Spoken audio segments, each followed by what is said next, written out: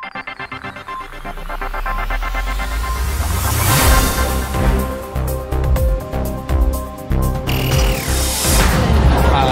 si Vince Robinson Ventura at isa ako sa mga coach ng Collaborative Desktop Publishing and Online Publishing as well dito sa DSTC. Ano po yung pinaka-remarkable moments mo po kahapon? Of course, hindi mawawala yan sa ating mga kalahok, yung kanilang tense na dedication, tense na kagustuhan nila para manalo.